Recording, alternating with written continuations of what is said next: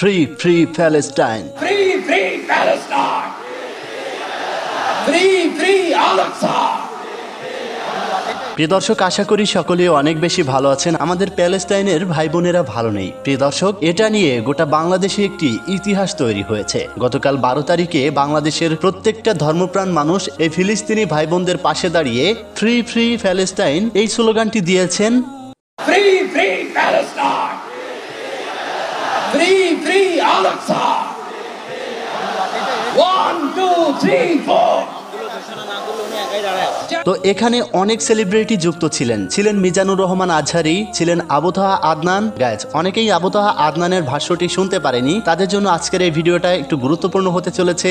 ওমরান ভাইয়ের কথা বলেছে, আরো অনেক সেলিব্রিটি এখানে এসেছিলেন, তারা কথা বলেছেন। কি বলেছেন সেটাই আপনাদের মাঝে বিস্তারিত আলোচনা করব। প্রিয় দর্শক, আমরা প্রথমেই দেখে নিব হচ্ছে এই প্যালেস্টাইন নিয়ে কথা বলেছে আবু তাহা আদনান। তিনি কি বলেছেন চলুন দেখে নেওয়া যাক। অতএব আমরা সরকারকে অনুরোধ করতে চাই, আমাদের নবী আপনার নবী, আমাদের আল্লাহ আপনার আল্লাহ। প্রশাসনকে বলতে চাই, আমাদের নবী আপনার নবী, আমাদের আল্লাহ আপনার আল্লাহ। আমরা জনগণকে বলতে চাই, আমাদের আল্লাহ আপনার আল্লাহ, আমাদের নবী আপনার নবী। এটা কোনো সাম্প্রদায়িক আন্দোলন নয়, এটা কোনো সাম্প্রদায়িক আন্দোলন নয়, এটা একটা জাতীয় আন্দোলন, এটা একটা জাতীয় আন্দোলন। তো যাই হোক প্রিয় দর্শক, গোটা বাংলাদেশে লাখ লাখ মানুষের ভিড় জমেছে সেই প্যালেস্টাইনদের পাশে দাঁড়ানোর জন্য স্লোগান দিয়েছে।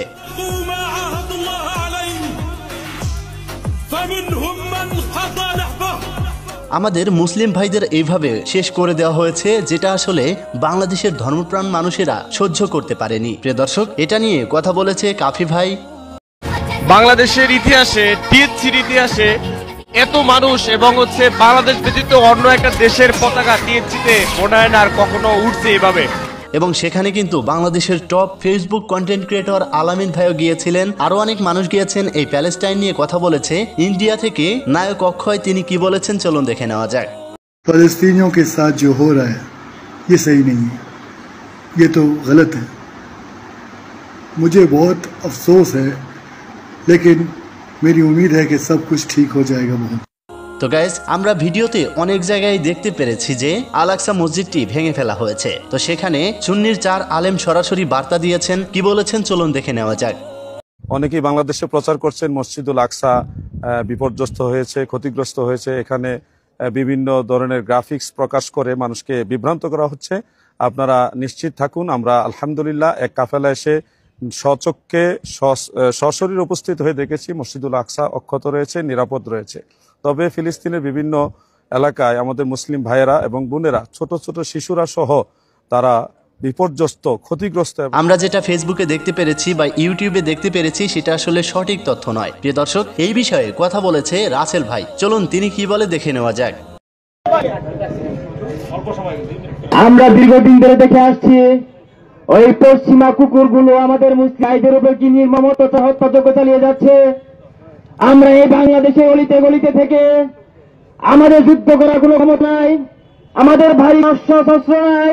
আমরা আমাদের ইমানি শক্তি নিয়ে জিহাদের তামান্না বুকে ধারণ করে এই ফিলিস্তিনি ভাইদের পাশে দাঁড়াবো, আল্লাহর কাছে নামাজ পড়ে দোয়া করবো, বাসায় মা বোনদেরকে বলবো তারা কান্নাকাটি করে আমাদের ফিলিস্তিন ভাইদের জন্য দোয়া করবে।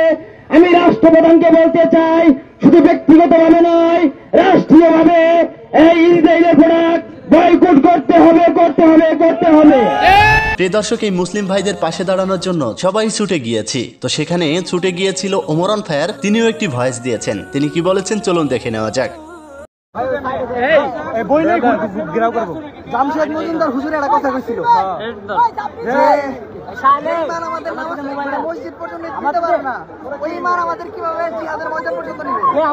আজকে এই জায়গার প্রমাণ হলো, এই জায়গার মানুষ তোমাদের আমি বারবার কইলাম, তোমরা ছবি তুলো না, তোমরা ভিডিও করো না, তোমরা তারপরও ক্যামেরা অন করে রাখো। প্রিয় দর্শক, এবার আমরা মিজানুর রহমান আজহারির বক্তব্য শুনবো। খেপায় তুলছে আমি, ওই যে ফিলিস্তিনের পতাকা উড়াচ্ছে। আমরা এই পেকুয়ার ময়দান থেকে ফিলিস্তিনের সাথে, আমার ভাইদের সাথে আমরা সংহতি প্রকাশ করছি।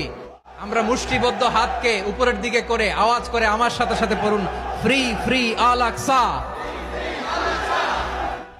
আওয়াজ তুলে পড়ুন, free free Al Aqsa, free free Al Aqsa. Palestine will be free. তো গাইস, আপনি সেখানে গিয়েছিলেন কিনা কমেন্ট বক্সে লিখে জানাবেন। দেখা হচ্ছে পরবর্তী ভিডিওতে। দোয়া করি ফিলিস্তিনের মানুষকে আল্লাহ তাআলা হেফাজত করুন এবং যারা ইহুদি রয়েছে ইসরায়েলকে ধ্বংস করুন, এটাই আমাদের মনের বাসনা। দেখা হচ্ছে পরবর্তী ভিডিওতে। ততক্ষণ সবাই ভালো থাকুন, সুস্থ থাকুন। খোদা হাফেজ।